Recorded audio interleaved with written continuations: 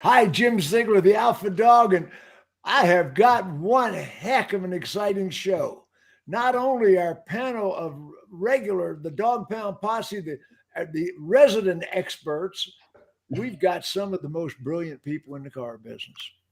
Starting with Jason Harris from Strategy with Jason Matador. I mean, this guy wears so many hats, and are you Canadian or are you American? I don't know how that figures in. We'll officially answer that question. I am an American, and I'm back in the States. I'm living in Nashville, Tennessee, and I'm so excited to be back in the U.S. Okay, so not only are you an American, you are a redneck. That's right. I bought myself my first pair of boots yesterday, so thanks to him. from Canadian to redneck in one fell swoop. Okay, and one of the most brilliant one of the most brilliant persons in the car business. I've said it many times. This woman has held every executive position in the car dealership. I think she's actually cleaned cars. My friend, Jennifer Briggs. Indeed, I have cleaned cars. Absolutely. Hey, everyone. Glad to be on the show this week. Fantastic.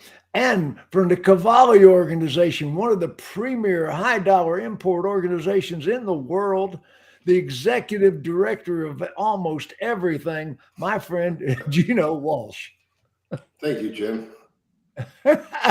Where are you today, Geno? I'm actually in Coconut Creek today. Tomorrow I'll be in Brandon for our walkthrough for our brand new modern retail VW store. Just finished it up. They're putting the final touches on it, and I'll have some really good content from you. I'll send it to you, but it looks awesome. I'm really excited about it. It's actually the first time that I've been excited about a new remodel in a long time. It's hard to get excited about a remodel, but okay, if you say so. It looks good. It's like Club VW. I mean, I'm serious. It looks awesome the way we set it up and everything. So they installed the whole Dobbs selling system as a way right. of reinventing the sales process. Oh yeah, hey, I could go down and teach you the Foursquare. Somebody said to me the other day, did you ever do the Foursquare? I said, do it. I invented it. Do it.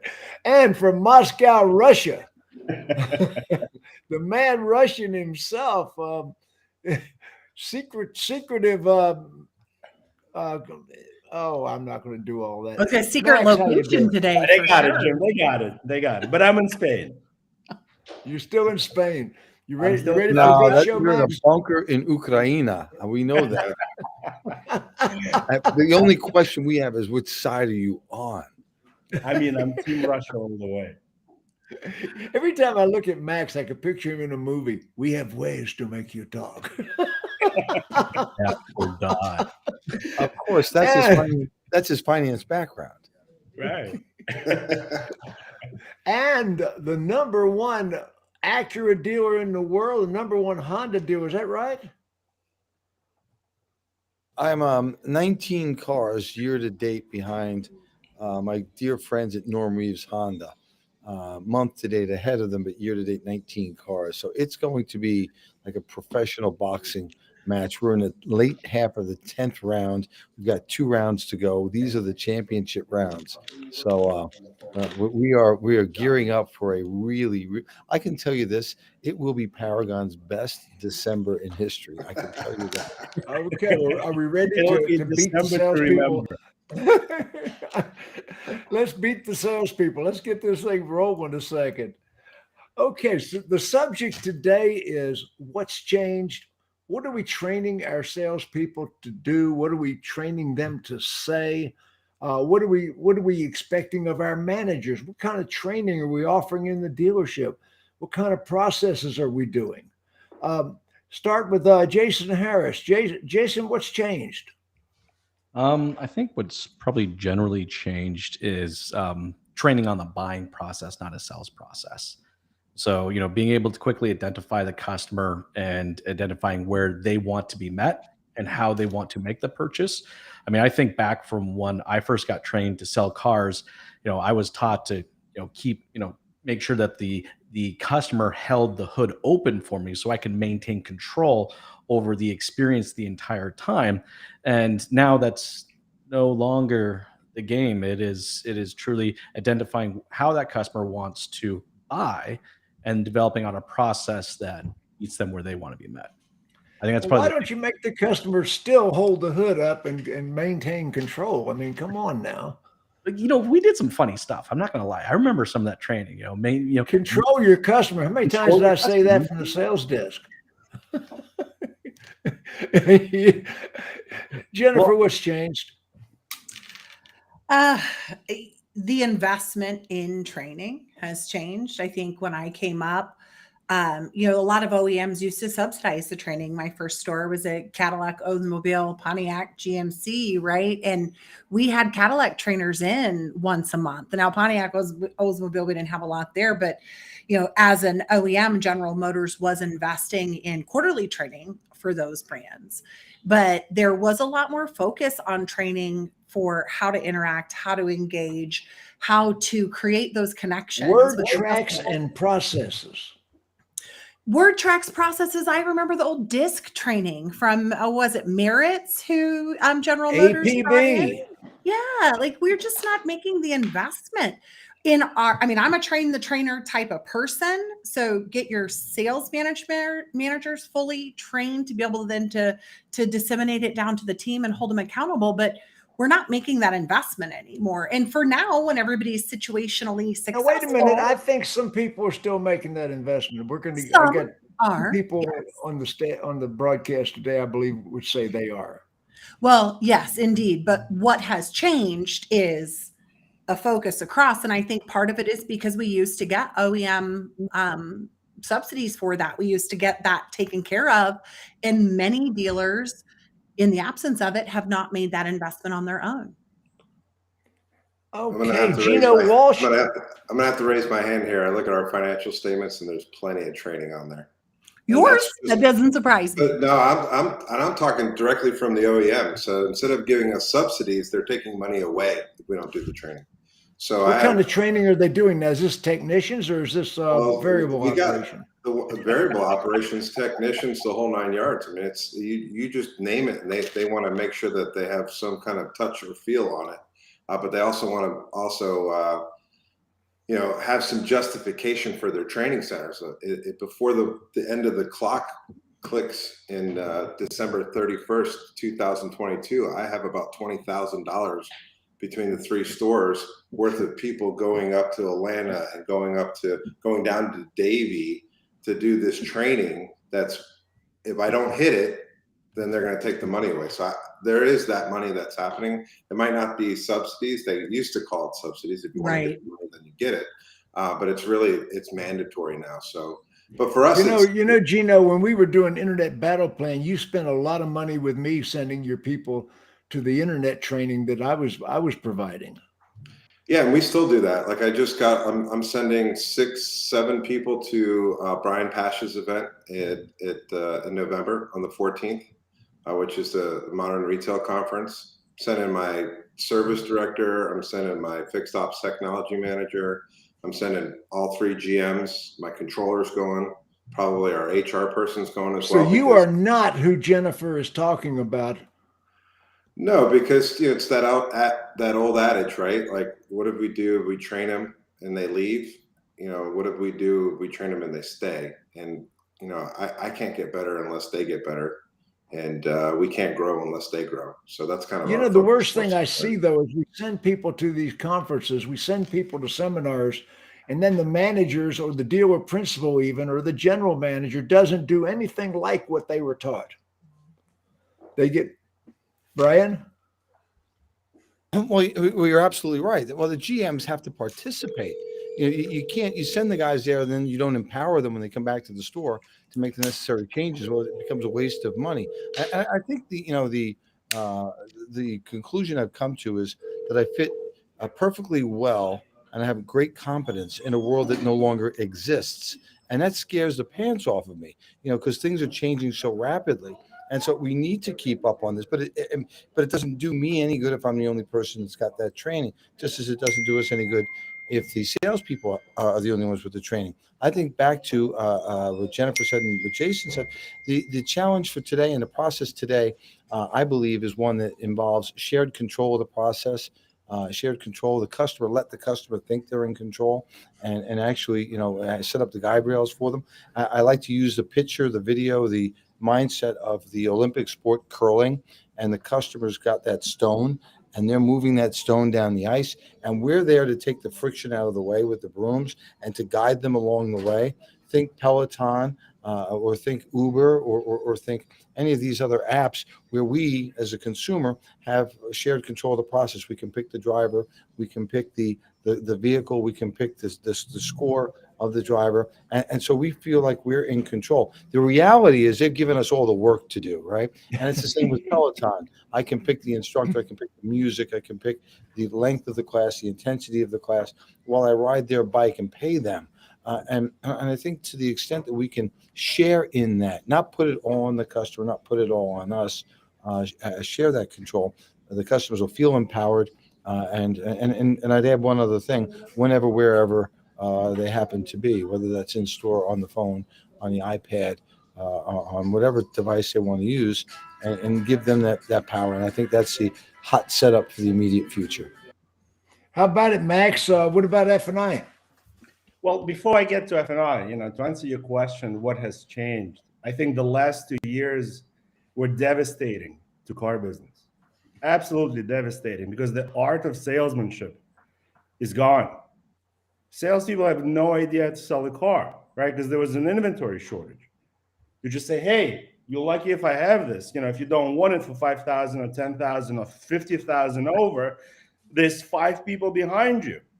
So now, if at some point we're going to go back to some form of pre-pandemic normal with inventory, I'm not sure if the salespeople or even the sales managers are ready to explain to people that, we have to go through this process. Max, they're in trouble.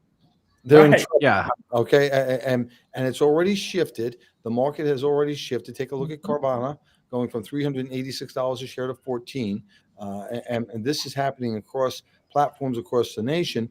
And I think you're exactly right. When we go back to normal is going to feel devastating to the end. Normalization is going to kill a lot of people really that thought they normal? were stars. Hey, Brian, Jason, Geno, have you been following on LinkedIn all these people congratulating themselves on record months? Yeah, I used to see a lot more of them though. They're starting to taper off. The deal there was always that tough question. We've been asking that question: how much of the profit sticks around after things normalize? And a very good dealer friend of mine, she has multiple points. She is, she's so smart. She took a look at what would happen if she returned to 2019 inventory levels and 2019 upfront margin levels, based on the current interest rate swings that we've had now on floor plan.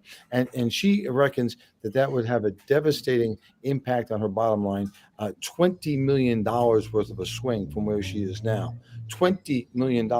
And mind you, $20 million. $20 million. And I'm in that same camp. You start looking at having floor plan credits of $200,000-300,000 a month to having floor plan debits of $200,000-300,000 a month. Right there, you've got 7-8 million missing. And now let's talk about margin compression based on the volume of a store like our store. And again, nobody's done anything wrong. Everyone's doing a good job. The managers didn't do anything wrong. However, they're just not used to being in this higher interest rate environment. We had the blessing of it raining cash on the stupid, as Elon Musk said. Raining cash on the stupid. I had to write that down. Yeah, that was Elon Musk, and since he's a car guy, I feel comfortable quoting him. And it's no longer raining cash. It's time to go back to work. It's grind season. It's grind season. But I think the work has changed fundamentally, and that's because the consumers fundamentally changed. Their expectations in the way that we can communicate and at the speed that we can communicate has just fundamentally just changed. Like, people don't. Jason, the manufacturers are going to take all that over. We're not going to have to sell anything. The manufacturers are going to sell directly to the public because they are so brilliant at doing that. The only thing worse than the dealers doing it is the manufacturers doing it. And so We were just talking about that, right? Look what's going on in Europe. Hey, listen, Ford Motor Company is committed to it. General Motors is committed to it. The agency model is coming. when you change the CEO, watch how that commitment disappears. Right. Did you read my article in Digital Dealer, guys, when I said that Bill Ford better dust off that apology speech he made to the dealers when he fired Jack Nasser? Poor Farley, he's going to be on an exit ramp with a cardboard sign. You know what, though? On the flip side of it, you can understand why they're taking that direction. Right. Look, there are some amazing operators out there, and then there are some people that just run dealerships. There's a fundamental difference between a real operator and someone who just runs a dealership. And I hate to see it, but there's, I think, far less operators than there are people who just run dealerships right now. Yeah, but the OEMs are not operators. No, I agree. But I can see why they would want to walk down that path or entertain Jason, direct to consumer, right? Let's talk about that as a business model. How many of the months that Tesla's been in business, how many of those months have been profitable? Of the or how many of those quarters, right?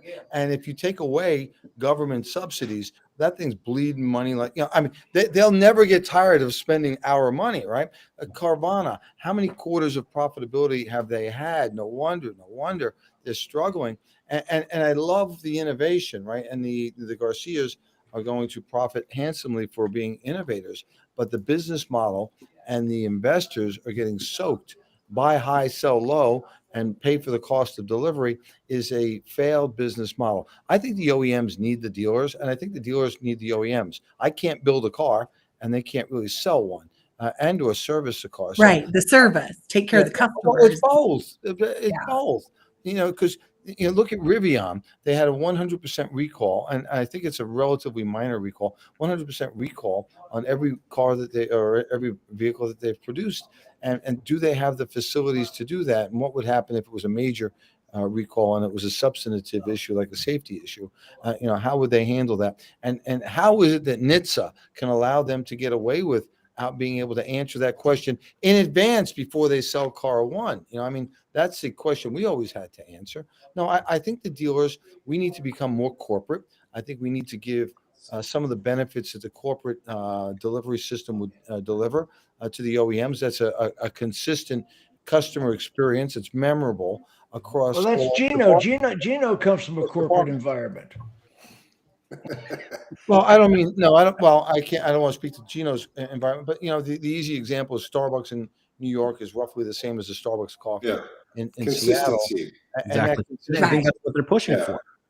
And I'm sitting in the showroom, and I'm sitting in the showroom, and you've got 13 desks, and I bet there's variability from desk to desk, right? 100%. Let alone from store to store, brand to brand. And so we've got to get that organized, measured, so that we can make improvements and use the OEM to be a part of that. Yeah, when I was with Potemkin in the day, and we had 5 dealerships in Atlanta, I couldn't get the F&I in the 5 dealerships to standardize. I couldn't get the managers to do the simple things that I eventually got them to do. Okay, I was gonna say I had to drop kick a lot of people through the field goals before I found the winners. But what we've noticed, Jim, is that if you don't start holding people accountable and incentivizing activities with the pay plans, then you're never going to get any long-lasting change. Okay, now what do you mean by that? I hear this all over the car business. Perfect example. Geno, what does hold people accountable mean? Okay, so perfect example. I'll give it to you right now. So we've fundamentally changed our service operations. We do a transparent service process, and part of it is the tool that we're currently using, but it indexes all the activities and behaviors. So we're doing vehicle check-ins. If you're not at 90% and above on vehicle check-ins, it's going to cost you 1.5% of all of the gross that you write, right? If you're not doing 90% on MPI sent to the consumers, it's going to cost you 1.5%. So you're penalizing them financially. No, I'm giving them the opportunity to make more money. So remember, I come from California, so you can't do penalties. You have to do positives, right? So, but you give them the opportunity. Granola more- eaters. Yeah, Granola you give them- eaters. Okay. You give them an opportunity to make more of a bonus, or you at least tell them, hey, listen, you're losing out on this opportunity by not following the activities. So whether it's CSI, yeah, go ahead. That's John Rock from Oldsmobile. Show me how you'll pay me, and I'll show you what I'll do. Yeah. And that really is John Rock. I haven't heard that And name in you, years. what you do, Jim, sharp cat, man. And he understood. what you do, Jim, is you index the behaviors that you want, which then becomes a training versus the customer's experience, which then becomes your brand, right? But if you don't incentivize it or put something in there that holds them accountable financially, not just you're going to leave, right? Because it's been hard enough to try to find people to work for us for the last 2 years. But if you say, hey, listen, you can stay, but you're going to make a heck of a lot less money than Jane is. So your you do people that on feel the- they're fireproof? I don't think they think they're fireproof. I just got rid of my 2 best service advisors because they didn't want to follow the process. And that comes from a Brian Benstock conversation I heard back in 2017, which is you better believe or you'll be leaving, right? Those are the things. Did you ever watch I've heard. the show? Did you ever watch the show on TV Gunsmoke when you were a kid? I didn't have black and white. Remember Festus Hagen? Festus In fact, it was black and white. Festus, You son of a gun. Festus said to Matt Dillon, he said, Matthew, did you ever notice the town gets real quiet after a hanging? Always. a public execution, man. I mean, it's and in fact, we used to charge people back, and you can't do that anymore. Right. And that was actually kinder than the solution that you can do, which is termination. You try to have a little bit of electric shock there with a chargeback to stop that, and that's frowned upon in 50 states these days. So I get that, but you have to have credible.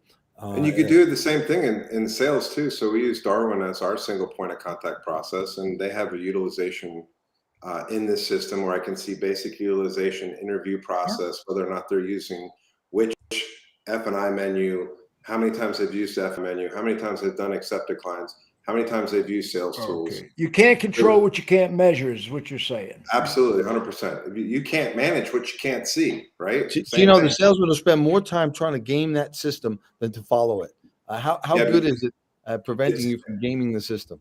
Actually, it's pretty good because whatever doesn't come out in the wash comes out in the rinse. So they game it, then they don't have the F&I performance, right? Yep. And at the end of the day, Cutting corners cuts gross. I tell at our the end team of that all the time. we look at the game film, which is the tool and all the activities that are in there, but then we look at the scoreboard, and the scoreboard usually says, hey, look, you gamed the system, and that's not ultimately how you get paid, right? And so it's one of those things where as you do this over a period of time, and part of what we do is we grab all 3 stores and we put them into a meeting, and we put them up, index them from high to low, and we talk about where they're at as far as VSC penetration, gap penetration, the whole 9 yards. Everybody's clear and everybody sees it. And that consistency, what I call the 3 C's, you have the commitment to the process, the consistency of reporting, and then the championing of whoever's the best at the performance level has really moved our needle over the last. I mean, we haven't had finance managers since 2019. So, and I think it's times like these that is a great time. I kind of call this like the Great Reset. All right, we're going into this area now. Great reset. Okay. Great reset. Like we need to be resetting our operations to what Geno's currently executing. You let the process manage the people. You don't manage the people. You let the process manage the people.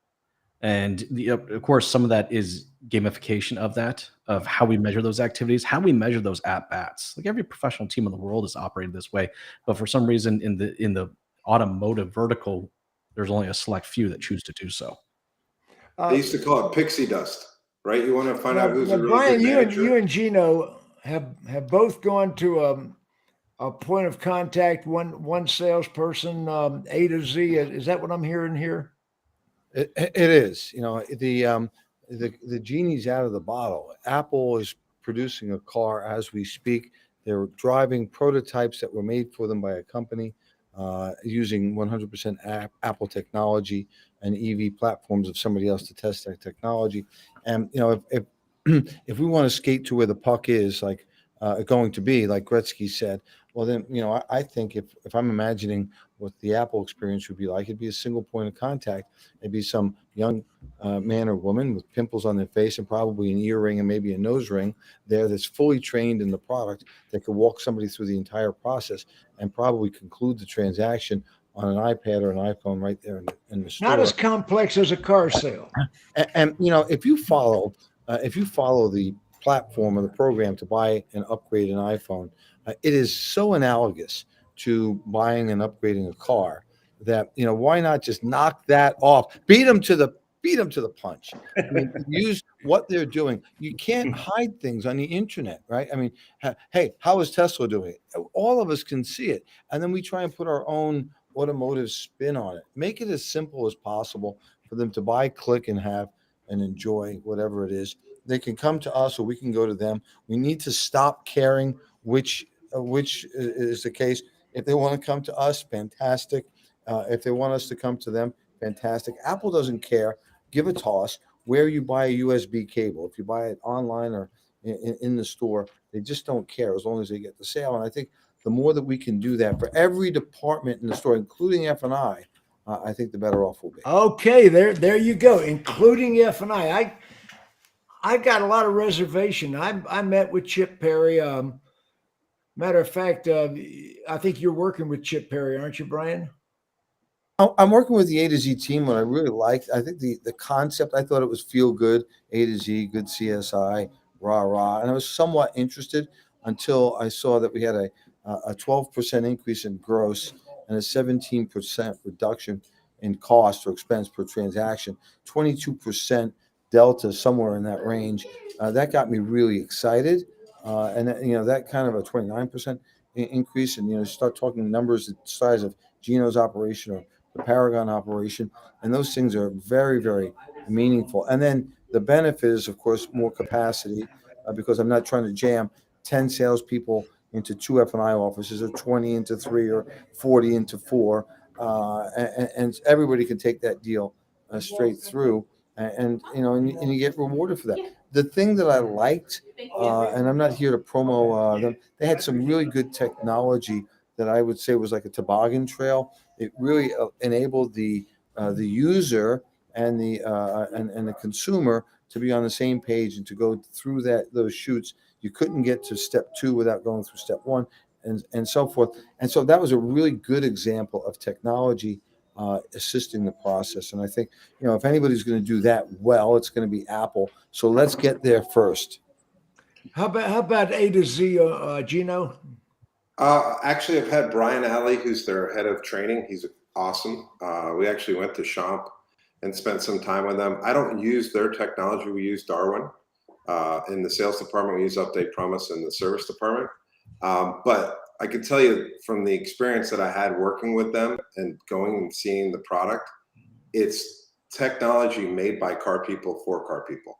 Yep. And that's probably the best. Brian Alley and Chip Perry and who's the woman that is Natalie. Natalie, Brian Alley, and Chip Perry flew to Atlanta and spent a day with me doing a private F&I seminar because that was the one area that they really needed some help, and they took my F&I book and my F&I information, incorporated it into what they were already doing.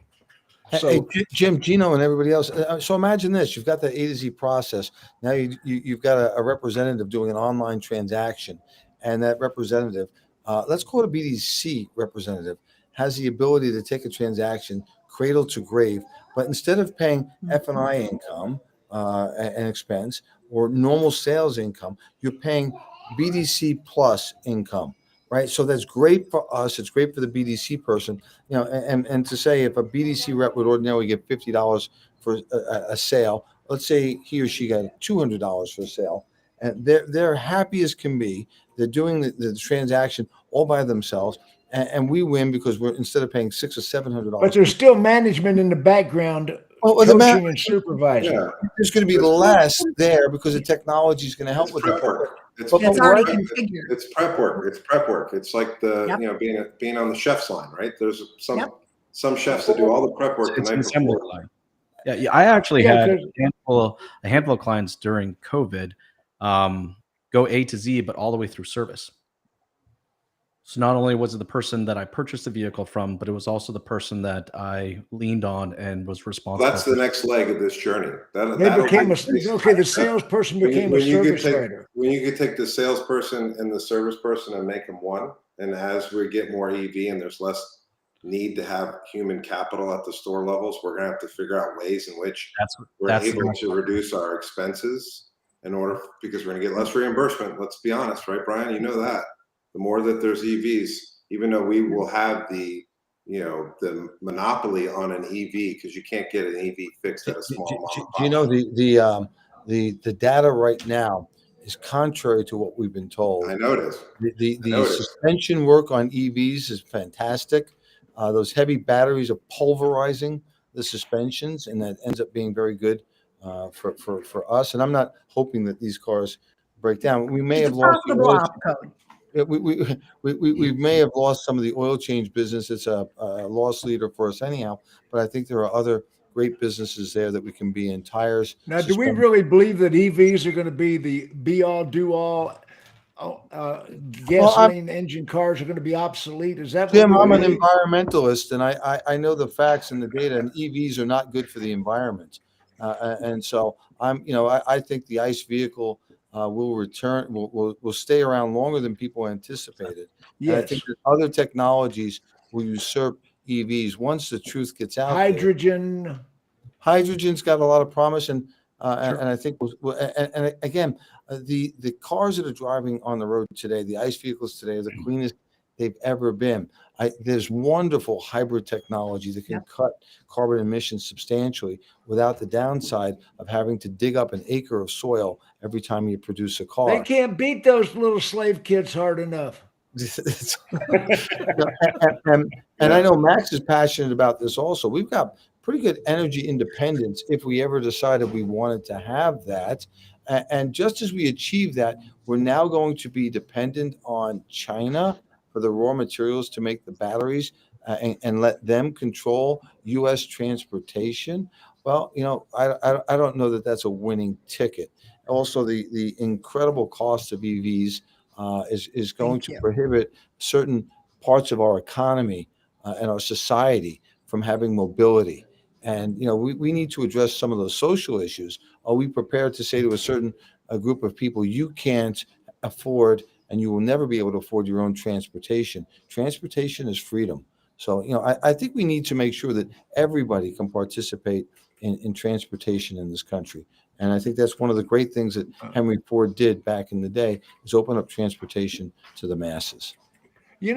I didn't envision this broadcast going this direction. Oh, there we go. Let's try to get back to training for the last half. What F&I training are you doing, Geno?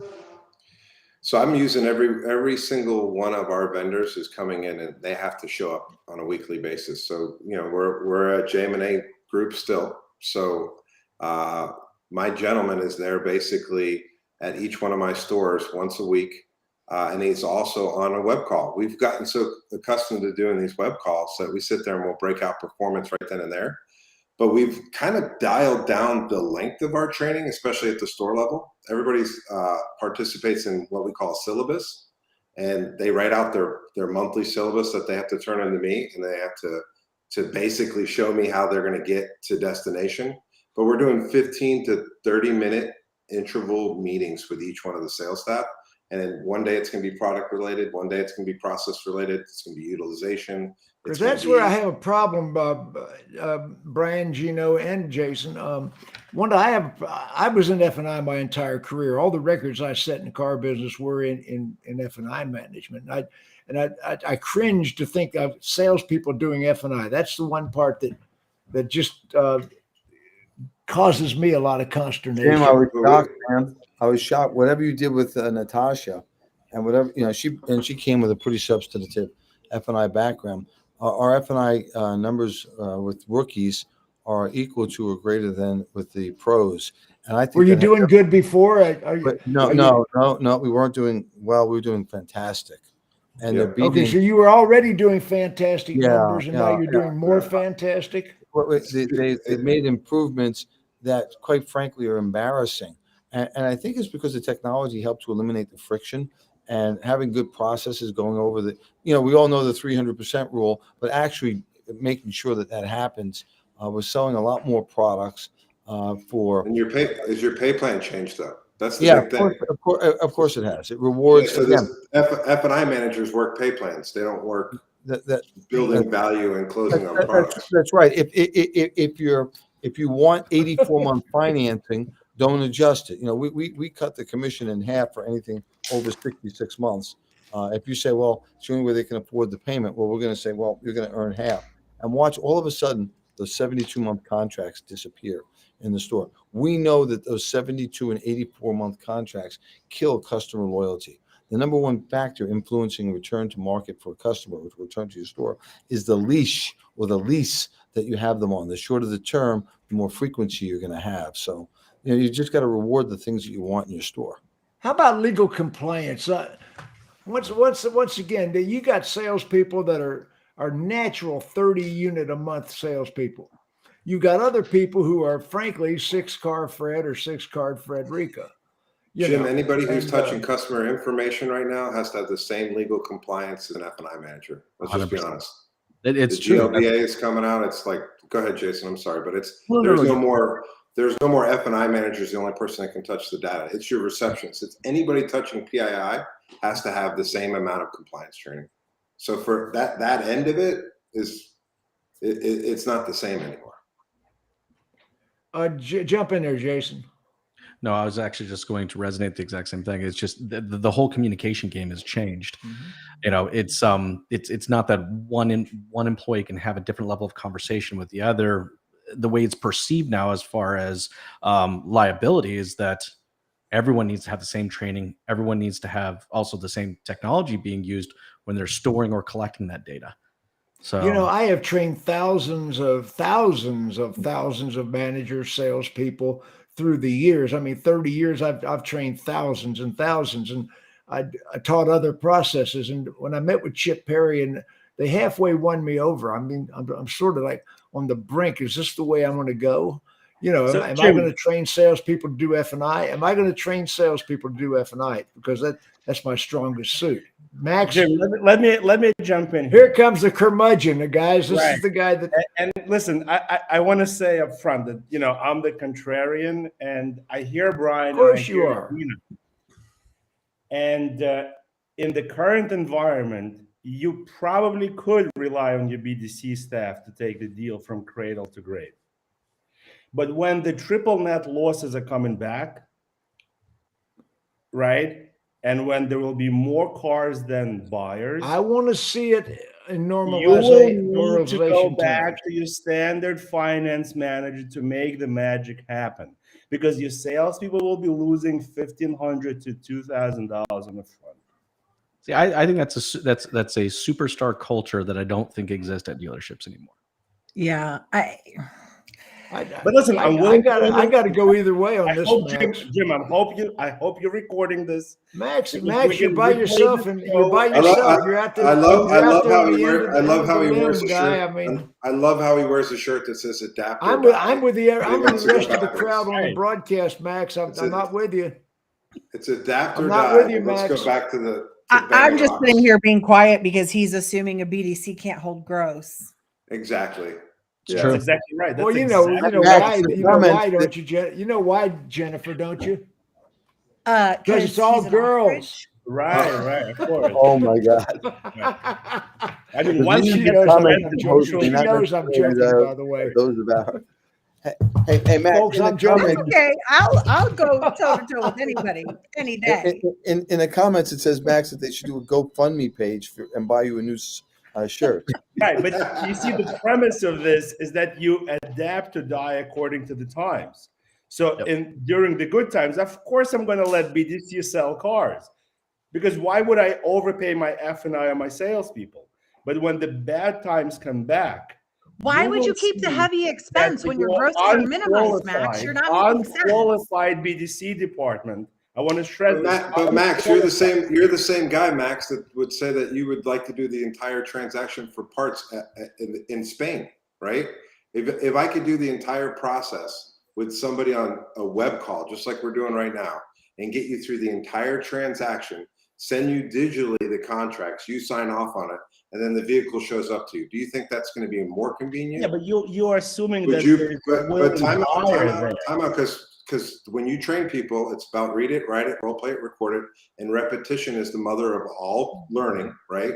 And the more that you do it, and especially if you have a BDC agent who's literally sitting there all day long trying to communicate with customers and try to do these web calls and setting appointments for web calls instead of setting appointments for people to come into the dealership, drive all the way over the 101, all the way down through all the traffic just so they could show up at the dealership and deal with somebody who's completely disconnected from all the work that they've done online with their digital retail process. And they come in the store and they ask questions like, hey, how did you hear about us? Are you here for a car? Are you here for a truck? This is the kind of stuff that Who's happens. unqualified in that scenario, Max?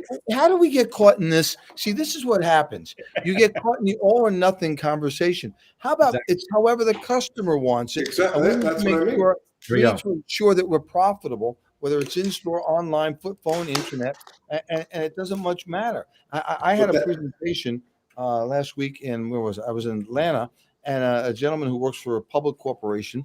They're delivering about 2,000 cars online per month, and their back end is $2,200, Max, and $2,200 mostly self-select by the customers. So that's a process that makes you lean in and say, huh, and that goes against everything I would have thought and believed. But that's the direction.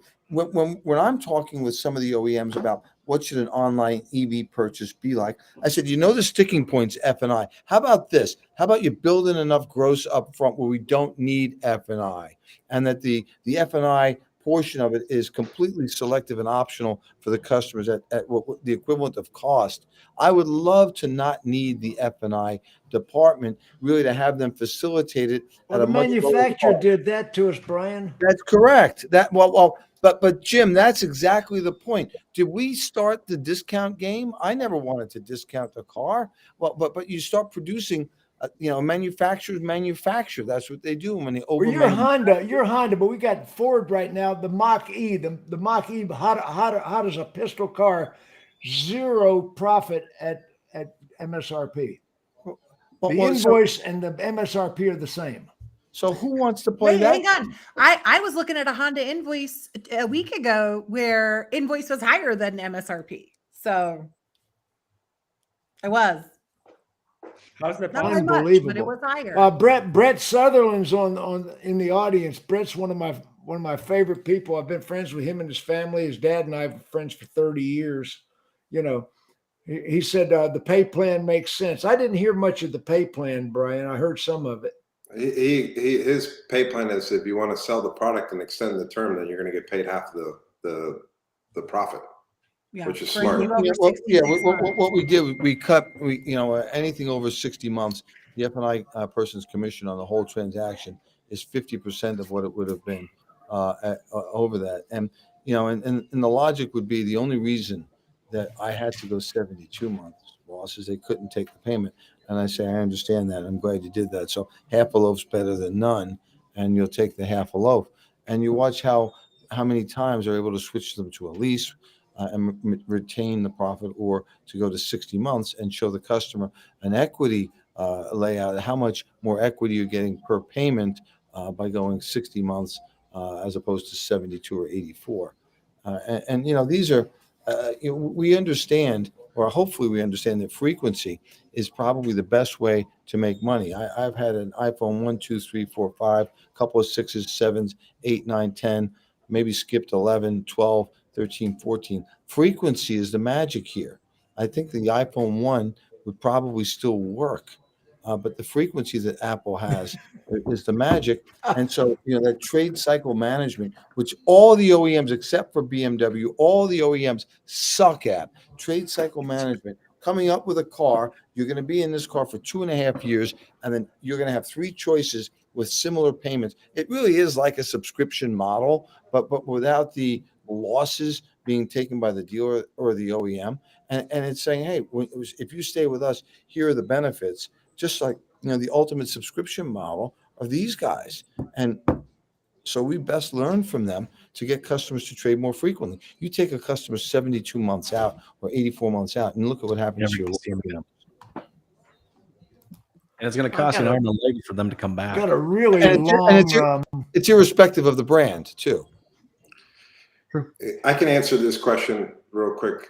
I think if you get a customer engaged on the phone or even through real-time retail, that person, whoever's doing it, must be equipped to be able to do a cradle to the grave sale. So part of that issue with going through the traditional process and not training people on the omni-channel process is that you will have customers, once you communicate with them, you might not ever get them back on the phone again. So why not train? Well, I know the answer to the question I'm about to ask. You still have a road to the sale, right?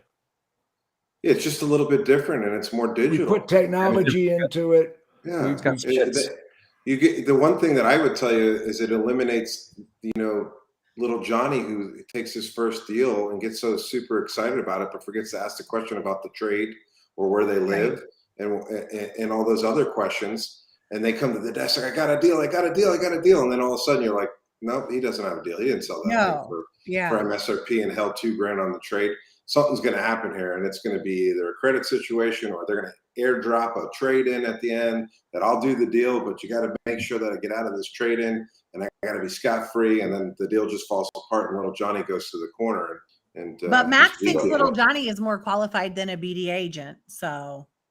Well, listen, guys, I think good times are They're coming. qualified as well trained they are. That's it. I know it is a whole training show, but I got it. But listen, guys, the good times for operators like Brian and Geno are coming back, right? Because I can't wait for this recession that's going to wipe out.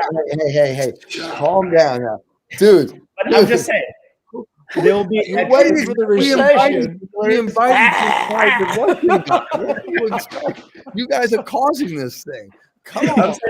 I can't wait because a tremendous amount of dealers will be wiped out. And the market share that Brian you can't wait for dealers to be wiped out. That because the OEMs are going to fill that. Did you just say that? Well, we saw a reset. I mean, we're reset. The bad dealers, the bad operators will be wiped out during the next recession. Okay, and the good bad operators like Brian and Geno will pick up market share. Brian can't pick up market share because he sells every Honda in New York. Listen, the Arroyo Senna, the Formula One race car driver, said it's very difficult to pick up 15 spaces in a race when the sun is shining. But when it starts to rain, you go in for a pit stop, you put your sticky tires on, and while everybody else is contracting, you're accelerating. So in that regard, Jim, I think provided our balance sheets are okay, our inventory levels are in line, our expenses are in line, and we take the initial shock of that, then it's time for us to go out and capture market share. I don't want that to happen. I think any good boxer, before they get into the fight, into the ring, they know, man, there's that hesitation because you're going to get hit if you're fighting an equal opponent. And I know that these recessions are going to hit us, and I'm not happy about that. And I know that some of the casualties are going to be people that work for me. So I'm not excited about it, but be that as it may, in the middle of all difficulties is opportunity. And that's where, that's where some guys really make their bones. Brian, I was in the tough guys competition. You said the same thing I just said, but in such a better way. I said it better. You did say it better. You did. Right. I mean, Brian, I was in the battle of the toughest. Before Ultimate Fighting Championship, I was in the battle of the toughest, and I knew I was going to get hit. But unfortunately, I got knocked out unconscious in 45 seconds. So I didn't. Listen, I lived through the last one with 5 General Motors stores in Saginaw, Michigan. And again, it is going to affect a lot of businesses across the country, not just dealerships, but it's about being prepared. And I think what Brian is talking about versus the way that Max is saying it is, if you are managing and operating your business, if everything is in line so that you can be prepared for that, what would you call it, Jason? You called it what, the reset? Yes. So if you're prepared for it, which again, coming up in Saginaw, Michigan through that, I feel like I've been prepared for it for the last 15 years. We never got out of that mode. So if you haven't already started tightening your belt and looking at the revenue dollar and start maximizing those things. In part of the reason I'm giving Max so much crap about this BDC comment is because a lot of people with that personality set are a lot more trainable than your superstars on the floor. They will follow the process. And like I said, cutting corners cuts growth. So if you get someone that you configure your technology the right way, no matter what tool you're using, or even if you're just using a CRM and not a DR or some type of cradle to grave A to Z sync tool, just make sure everything is configured the right way and have consistent and continuous training with your team, regardless of their title. It doesn't matter. They're all here to help our customers and that cycle, because the average consumer purchased 13 vehicles in their lifetime. Gone are the days, and I've been saying it for forever. I've never focused on one deal. Like, it's a long game. Would you chase 2,500 or 250,000? What are you focusing on? Well, that's actually a good point. I mean, think about a lot of our training efforts, especially even with our sales team, is a constant game of acquisition. We don't train salespeople for retention. We train them for acquisition. A good salesperson only needs to sell 300 cars in its entire life. That's it. 300 cars that's all they sell. That's all they need to sell. Continue for the rest of their career. They don't need to acquire any more than 300 customers. If they only sat there and retained, all right, and developed out the relationships with those 300 customers, they don't need to take a new customer ever. But we don't train them. Jason, I've often said that salespeople have most of them have a nut mentality. They're not working to get ahead. They're working to cover their nut one more time. They can tell you exactly which unit covered their monthly bills. Yeah, but that goes back to the desk. I'm going to pull that back on us. You think that goes back to the desk? Okay, look, the kids are going to get away with whatever you let them get away with. So if you don't, I'm going to have to disagree with you on that, Jennifer, but I'll let you talk. Well, I mean, so if they don't have to follow a process, if you're not, I mean, it's pretty simple. They're going to do what you ask them to do, or they're going to have a different place to work. What we used to say is dogs will eat as much food as they want to eat until they throw up, and then they'll eat their throw up again. And kids will eat as much candy and do the exact same thing because they'll get out of control.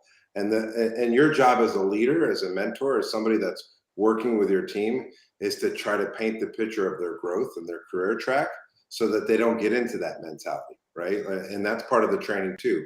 I'm sure Brian does it just like I do. It's like you got to find the folks that are willing and listen.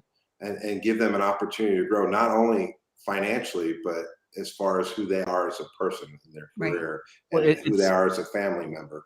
And I think that's a lot of what we're missing. So, as far as recession is concerned, I don't borrow trouble.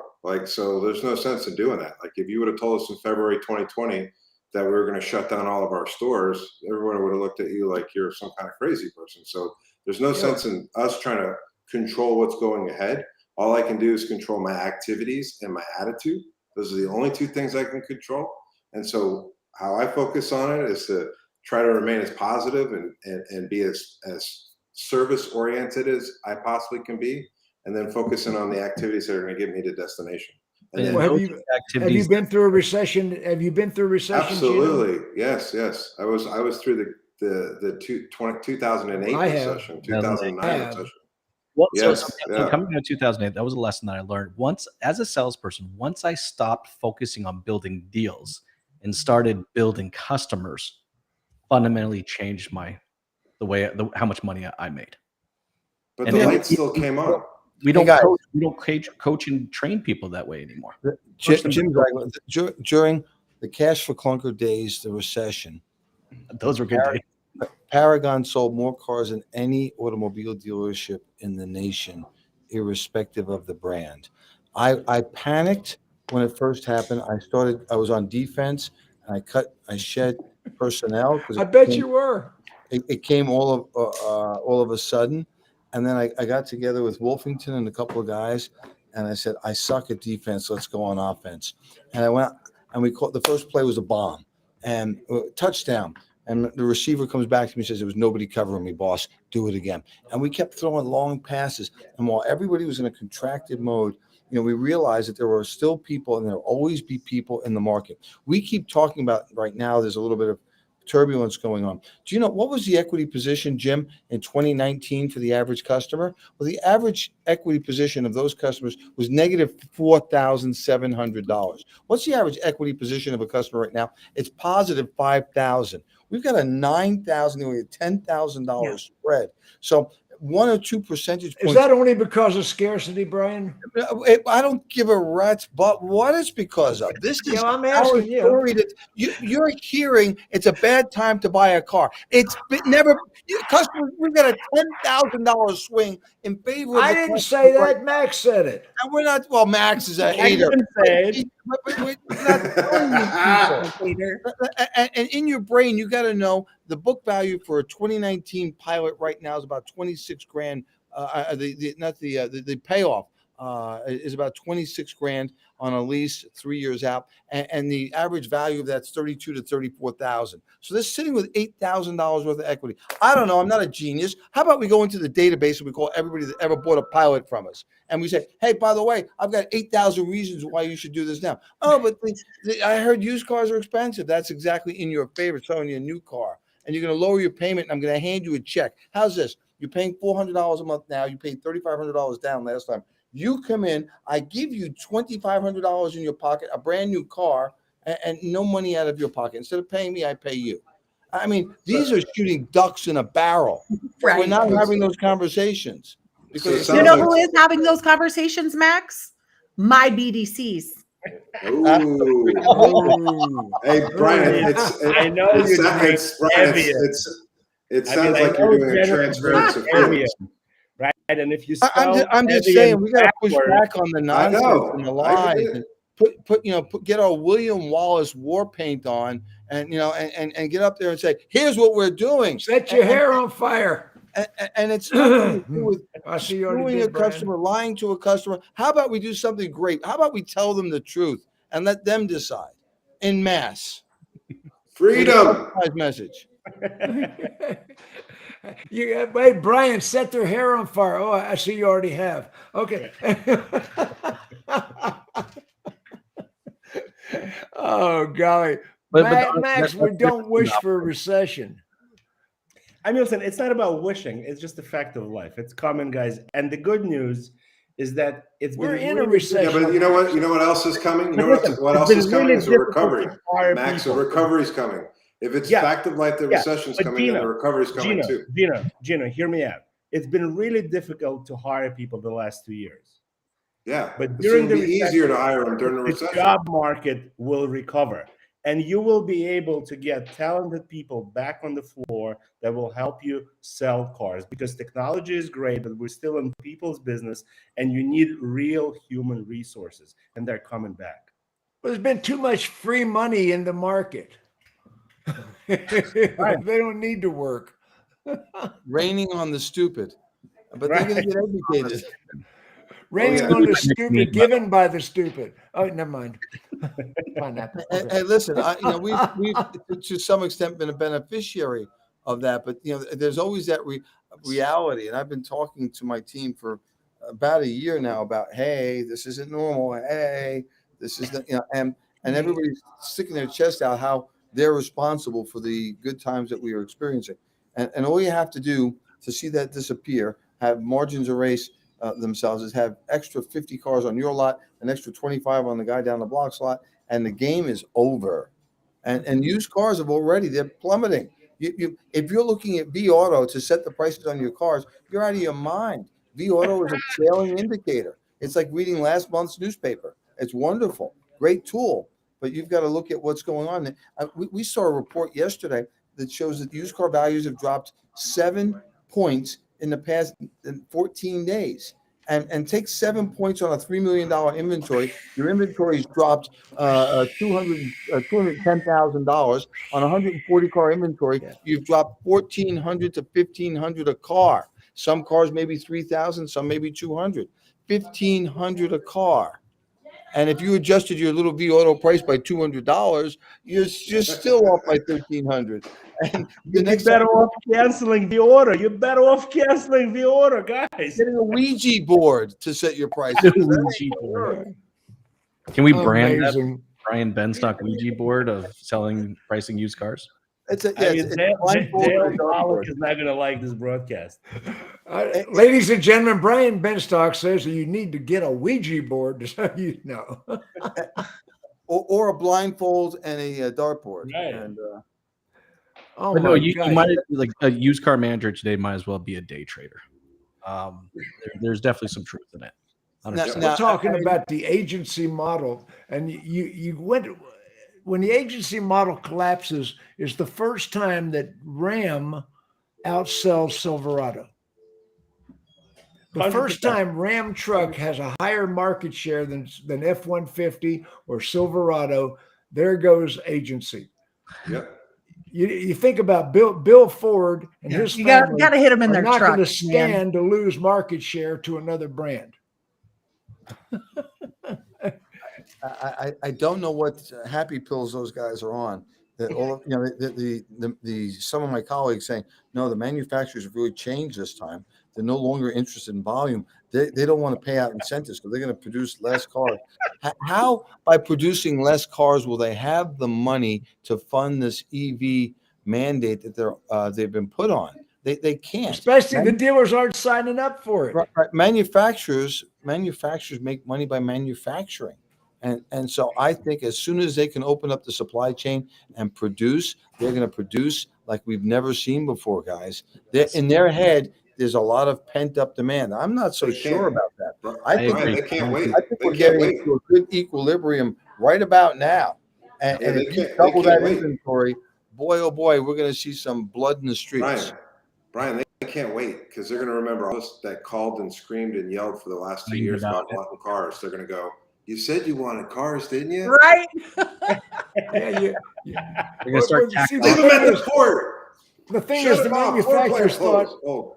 the manufacturers thought that all these dealers are going to shovel out $1 million, $1.5 million to get an EV franchise, and they're not signing up, not in the numbers they needed. They were looking at a $60-70 million influx to help fund it. And let me just say this: the dealers are going to have to. We are going to have to make a financial commitment to EV. It's not, and let's just not be that. We can't put it all on the OEMs. They're spending billions, multiple billions of dollars on factories, and we're going to have to do things to improve our infrastructure. All I ask is slow walk the madness. Slow walk it. In cities like New York, I agree. It can take 2 years to get the permits I need to get the electric voltage to the dealership. And so don't exclude me because of the city that I'm in. Our state is now one of those states, a ZEV state. And how do we force demand on people that are living in apartment buildings where there's no way for them to charge their vehicles? Right. You're not going to have 700-foot extension cords hanging out windows. Did you read Steve? What a Greenfield's great book, broadcast, guys! We are 3 minutes over. We could do this forever. So slow down, think. Let's have a logical approach to this. Let's open up our fuel, our fossil fuel right now so we can relieve the burden on the average person here in America. Let's get the gas and energy prices down so everyone's got some breathing room. And then we can certainly go in a direction that's good for the environment and good for Americans as we move forward with the EV initiative. Right. Thank you for tuning into this insightful broadcast. Disregard everything Max Zanan said. And